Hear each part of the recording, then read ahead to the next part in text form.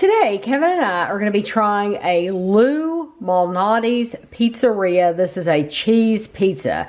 This pizza was $19.99 at the Fresh Market. So I think that's the most I've ever paid for a frozen pizza from a regular grocery store or any frozen pizza. That's the most I think we've ever paid for one. But this is supposed to be an authentic, handmade, Chicago-style, deep dish pizza. They've been around since 1971, so I'm assuming they have restaurants, pizzerias. It says it is distributed out of Buffalo Grove, Illinois. Tasteofchicago.com. So this one's a little bit different. Let me take the plastic off and then I will read you what it says. I'm just going to use a knife. You can use scissors if you want. This is just what I'm going to use. Okay, so it's just in this pan. It says, preheat the oven to 425. Cook from frozen state. If pizza has thawed, reduce cook time by 5 minutes. Microwave cooking time is not recommended. So if you don't have an oven, you shouldn't be making this. For best results anyway. You want to lift the pizza out of the pan. Wipe away any condensation, then lightly oil the pan and return the pizza to the pan. So this is how the cheese pizza looks. And so it says, basically, take it out of here. So, I guess, just like that.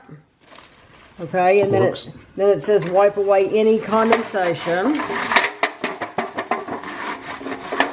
Any wetness. Okay, and now we're going to spray it.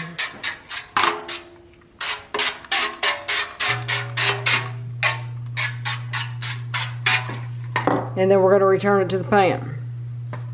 So it's not like it was any trouble. I do wonder, we bought 2 more of these pizzas. One of them's like pepperoni. I do wonder when I try to take that one out, is the pepperoni going to stick or is it going to stay? So we'll find out when we review that one.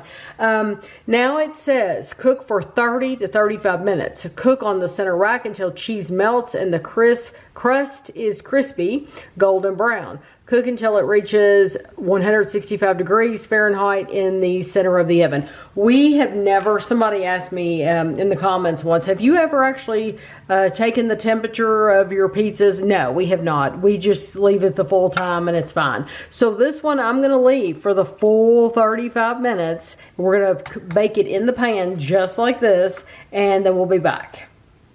So this is completely cooked and it doesn't really look any different. I mean, you can see the brown around the edges, but it doesn't look a lot different just because it's a traditional Chicago deep dish pizza, so they put the sauce on the top. So Kevin thought it would be easier to cut out of the pan. Look how thick that tomato is. That's a thick sauce. It's tinier than I'm used to cutting. It's smaller around, yes, but it's deep. So, but Kevin thought it'd be easier to cut it out of the pan, so that's why he took it out. I guess you could technically leave it in the pan, but I think you would have to struggle with it. So it is a very, very saucy. Yeah, a very saucy pizza. So there is absolutely no information on here. It would have been nice if they had put their story on the back of this, or if they had given some, even a description, like cheese pizza. I know it's cheese pizza, but a lot of cheese pizzas will say it's a combination of mozzarella and Romano and Parmesan, and this is nothing. There's nothing here. But I can tell you, it has mozzarella cheese, it has Romano cheese, it has oregano. Not a ton of oregano, but it does have oregano. It has tomato sauce. Lots of it. Lots of it. Lots of tomato sauce. It is, for a fifth of the pizza, it is 380 calories. The way that we cut it, it's 950 for half. So if I ate all 3 of these pieces, it would be 950 calories. So are you going to get, we got a fork. I'm going to use a fork because it's got a lot of sauce. A lot of sauce. I don't think we've ever brought a fork to a pizza. You can pick it up and eat it if you got one that's less saucy. Yeah. No, just try. You're going to try?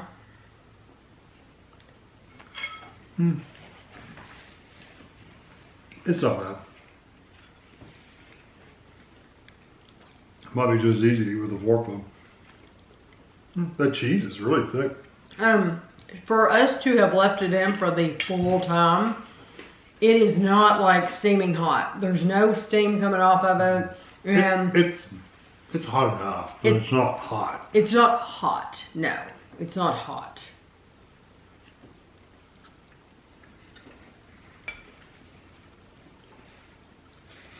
I like the cheese.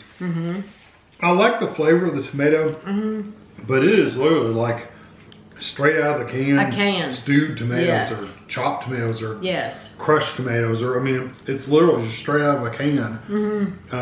Like tomatoes. Yeah. It doesn't even have a lot of seasoning or anything in it. It's No. It tastes like canned tomatoes. Yeah. Truly. And And, the I'm crust sure is that okay. would insult them greatly. But it tastes like a can of tomatoes. No seasoning at all. You're usually, there's usually the tomato sauce is a richer sauce, like almost like a spaghetti sauce. It's got like onion and garlic and spices in there where you can really taste it. This really doesn't have a lot of seasoning in it.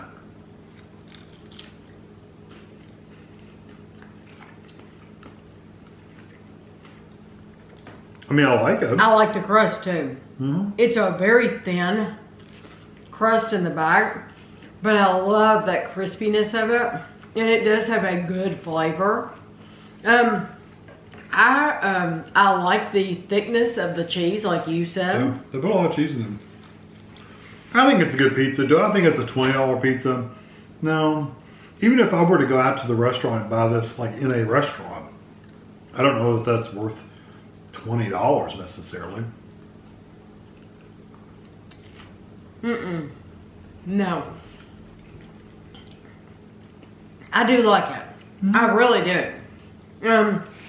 I think if you're like us and you eat a lot of frozen pizzas, or you're not used to like the Chicago deep dish style with the sauce on top, at first, when you first try it, I think the tomato comes across as just really strong. But then you eat almost all of it, like I have, and you get used to it. And I actually think it's a really good pizza, and I do like it. Would I ever pay $20 for it again? Absolutely not. Because there are other pizzas, they're not deep dish, but there are other pizzas that I would just as soon have than spend $20. I'm okay with an $8 pizza. I'm perfectly, because there's some really delicious $8 pizzas, or even cheaper. There's some deep dish pizzas that are $8 or $9. That are just as good, to where I do not have to spend $20 on it. So it's way too much money. This is kind of like on par, not quite, because it's still cheaper than this way. The Gold Belly. Gold Belly. This is almost Gold Belly level, Gold Belly's although that's ridiculous. even more. You'd be paying $35 for these. Yeah, Gold Belly's ridiculous for everything. I mean, that company's making a killing. But yes, I agree. It's like it's a very, very, very expensive for what it is. And I know people shopping in the fresh market, they're used to paying more anyway, because everything in there is more expensive. But this is really over the top. So it'll be interesting to see whether they keep these in stock or not. Yeah, whether they also keep bringing them back. I'm also interested to see what what other flavors are going to be like. Because we got a pepperoni, and I don't know what the other one is. I didn't look. I think it's a sausage. I think it might be a sausage and pepperoni, but I am very excited to taste those, because I'm hoping it'll help override some of the tomato flavor. well, those, it might seem, when we try those, it might seem like, yeah, you know what, $20 is really expensive, but for all the meat you get, it might make it more worth it. For this one, just to be cheese and tomato, I don't think it's worth it. Yeah. So I mean, you get a lot of cheese, but I still don't think it's worth it. it's not. Yeah, I could get a lot of cheese for $20. That's So yeah. So let us know. Have you ever been to one of their pizzerias? Have you ever tried this yourself? But I hope you enjoyed the video, and thanks for watching.